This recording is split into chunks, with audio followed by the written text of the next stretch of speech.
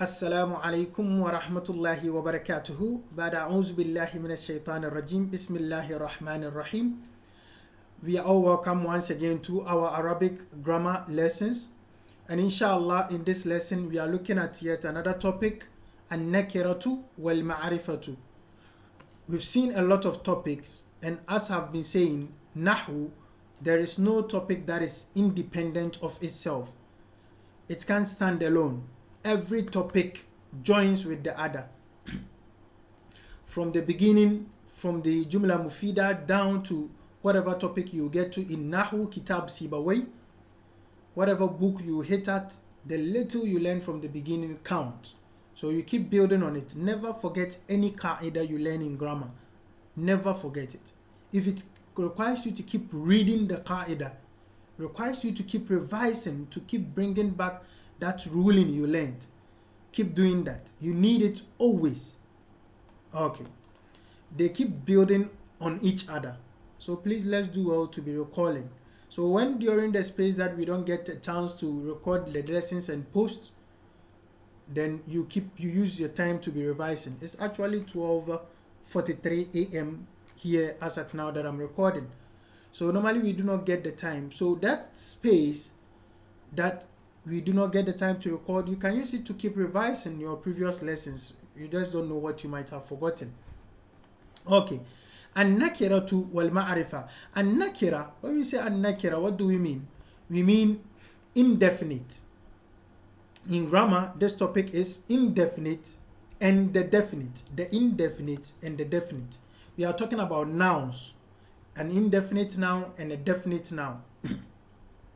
Now, the word nakira actually goes for, in language, in everyday language, Arabic language, means somebody who is not known. If somebody uses it on you, like anta nakira, bimana you are not known. That is the essence. That you are not popular, kind of. That is the meaning. That is what it denotes. Okay. So an nakiratu in grammar means an indefinite noun, while ma'rifatu means a definite noun. A definite noun popularly is a noun that has alif and lam. So you know it means de. The alif and lam means de. And an indefinite noun is when a noun takes tanween. Bimana, it does not take alif and lam. So you have the nakira, something like waladun. And then the ma'rifa, you have al-waladu. So you see the difference from this angle. Let's get into the text. Al-amthila, examples. It says, Fiddurji kitabun. Fiddurji, notice the alif and lam here. Fiddurji kitabun. Notice the tanween this one is taking. Ad-durj is drawer, like the one I have here on my desk. Drawer. Or a locker is called ad-durj. Ad-durj can come somewhere to mean the staircase. Yeah, it can come somewhere to mean staircase, but in this context it means a drawer or locker. It says Fiddurji kitabun, in the locker. Look at the meaning very well. In the locker, so it's a specific locker. It's definite. In the locker, kitabun, there is a book. A book. Indefinite book. Okay. So if I say like Fiddurji al-kitabu, in the locker, there is the book is there. So in the locker, there is the book. Then in that case, the book is definite. But here we can see it clearly. Fiddurji, in the locker, kitabun, there is a book. Then it says Saqata manzilun fi shari'ina. A house, manzilun, a house. Fell, Saqata, to fall down, fell, fi shari'ina, in our street. A house fell in our street. Sa'ala rajulun an walidi. Rajulun. Why did I read it with Dhamma? There's no vowel here in the PDF I'm using. Why did I read it with Dhamma? Because it is the fa'il. And fa'il, we said, is supposed to be marfu. So sa'ala is the verb. Who did the asking is the rajul. And so if the rajul is the one who did the action, he is the fa'il. So I will have to say rajulun, even though the vowel is not there. Sa'ala rajulun an walidi. A man asked about my father. a man, an unknown man. Okay. Rakiba Sadiqi Jawadan. So walidi here, you realize that because of the walidi, because it's my father, it is definite. Walidi, it's my father, so it's definite. Rakiba Sadiqi, my friend, rode Jawadan, a horse. My friend rode a horse. Jawadan, look at it, tanween. So it is indefinite. Aqaba al-mudarrisu. Aqaba b'mana to punish. Aqaba al-mudarrisu tilmidhan. The teacher punished a student. The teacher punished a student.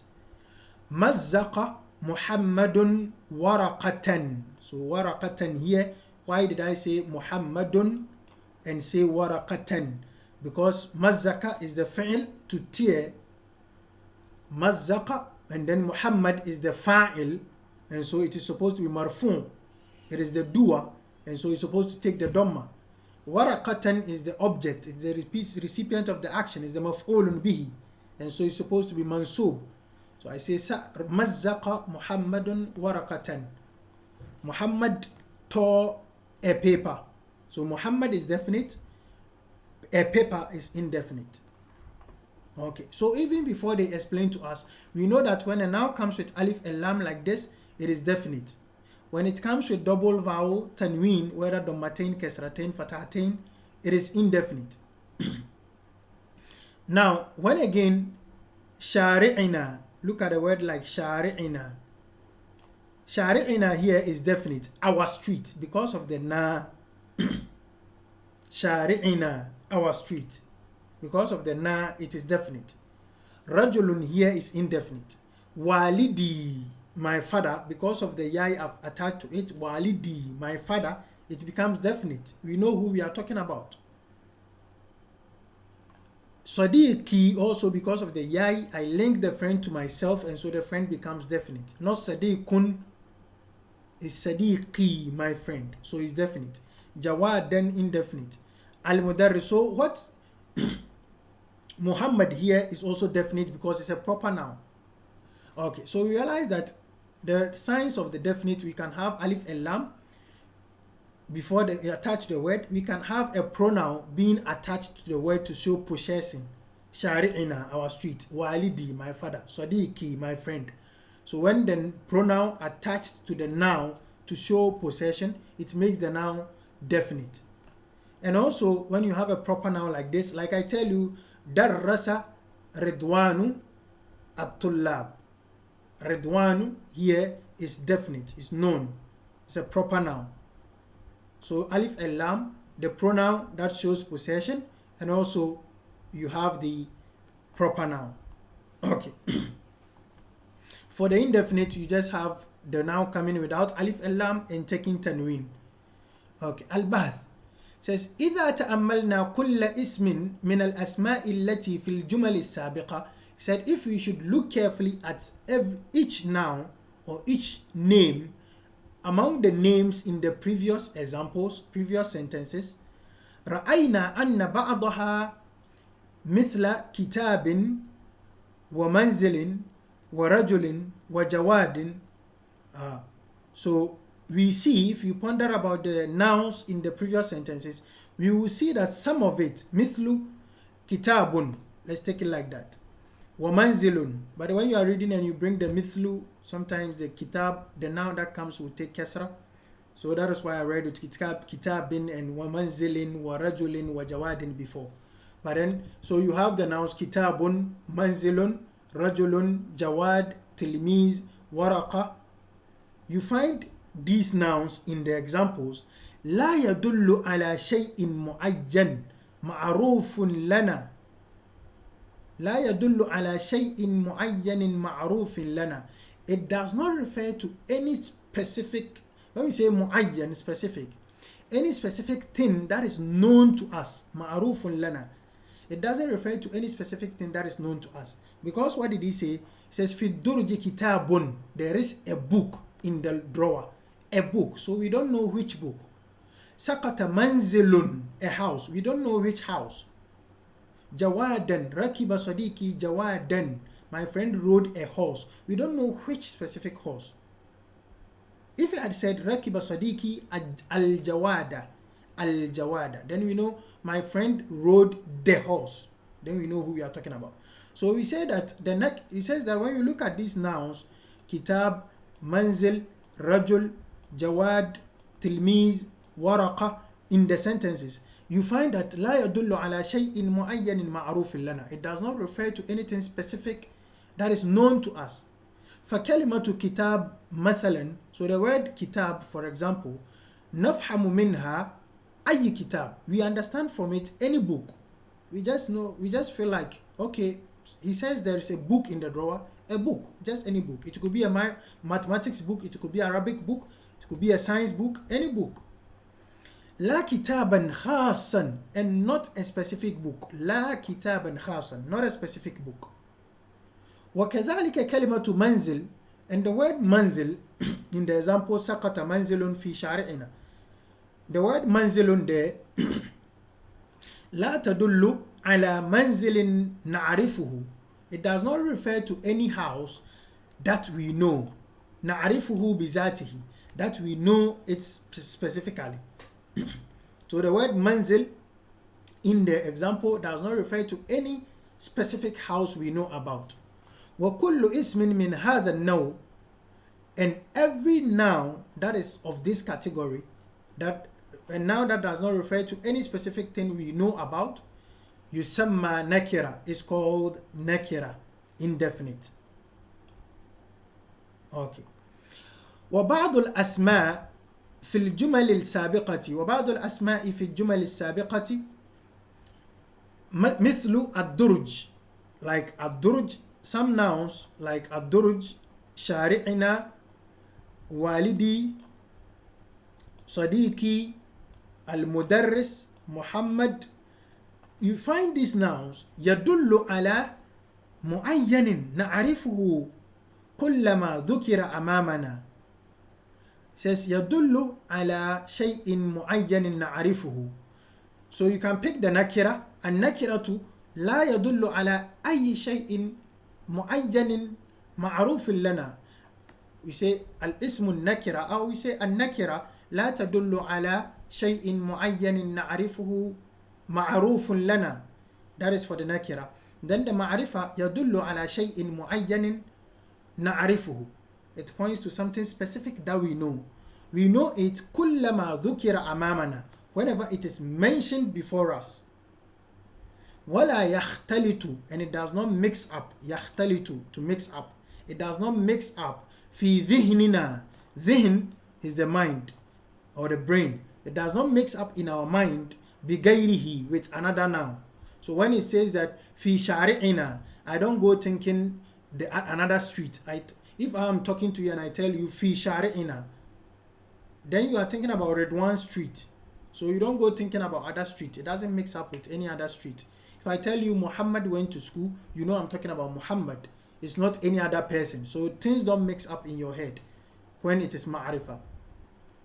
It says وكل اسم من هذه الأسماء يسمى معرفة. And each noun among these names is called ma'rifa. It's called definite.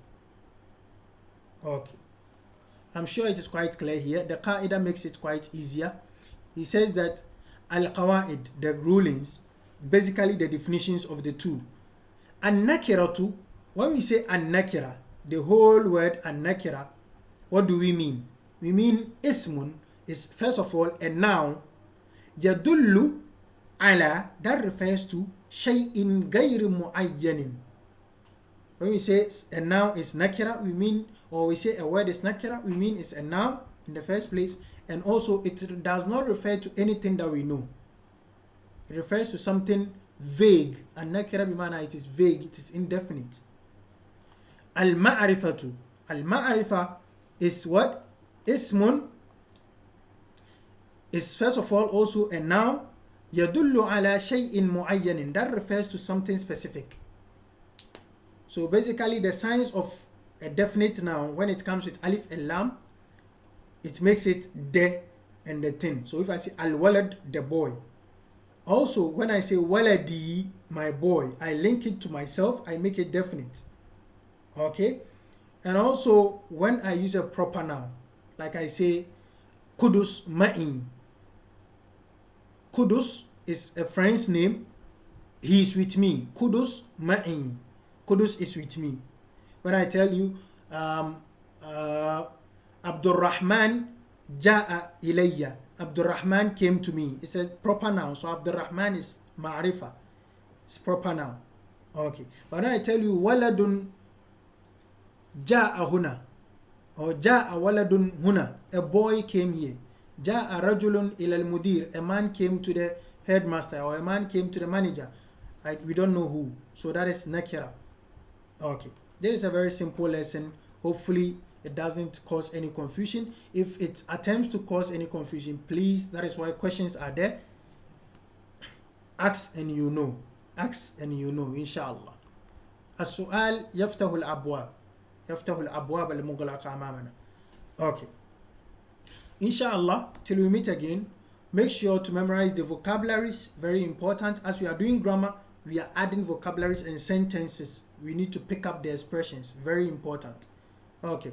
Till we meet again, inshallah. أستودعكم الله وأتمنى لكم أو أرجو لكم وقتا ممتعا في دراسة اللغة العربية إن شاء الله. مع السلام إلى لقاء آخر. السلام عليكم ورحمة الله وبركاته.